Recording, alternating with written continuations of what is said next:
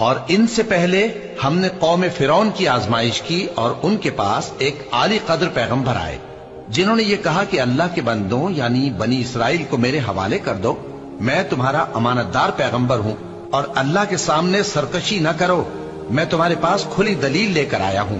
اور اس بات سے کہ تم مجھے سنسار کرو میں اپنے اور تمہارے پروردگار کی پناہ لے چکا ہوں، اور اگر مجھ پر ایمان نہیں لاتے تو مجھ سے الگ ہو جاؤ۔